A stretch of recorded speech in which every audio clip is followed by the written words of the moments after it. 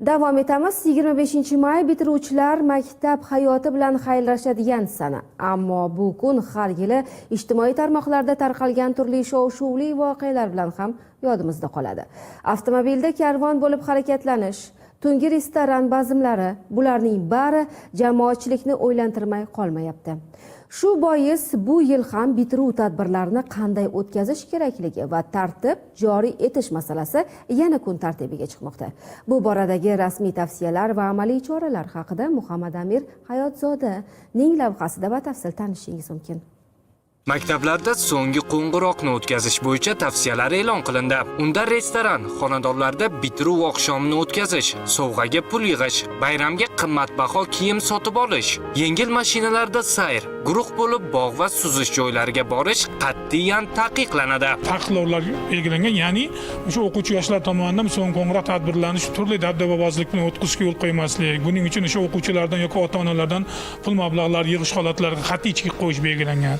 Shuningdek bu bitiruv kechalarini turli restoranlarda, to'yxonalarda o'tkazish yoki o'sha o'quvchilar tomonidan so'ng qo'ng'iroq tadbirlaridan keyin chiqib ko'chalarda o'sha avtomashinalar karvoni qilib to'p-to'p bo'lib harakatlanish yoki shu turli xiyobonlarga o'sha jamoaviy borish yoki hattoki mana o'sha cho'milish havzalariga borib cho'milib, mana hali cho'milish mavsumi boshlanmaganligi yoki suzish haligi malakasiga ega bo'lmagan yoshlar tomonidan, demak shu suvga cho'kish holatlari ham kuzatilgan. Aslini olganda so'nggi qo'ng'iroq tadbirlari maktablarda 2025-yilning 25-may kuni soat 8:00 dan 9:00 ga qadar o'tkaziladi. Unda faqatgina 1, 4, 9 va 11-sinf o'quvchilari jalb etiladi. Bundan ko'zlangan maqsad aslida boshqa. Ammo afsuski ayrim o'quvchilar va ota-onalar so'nggi qo'ng'iroqni boshqacha talqin qilishmoqda. Bola bu ma'rifat bayrami, ya'ni 11 yil davomida mana shu maktabda ta'lim olgan o'quvchilarning ularga o'sha ta'lim bergan, bilim bergan ustozlarga ehtirom ko'rsatish, ustozlarning mehnatini sharaflash, ularga minnatdorchilik bildirish va o'z navbatida o'sha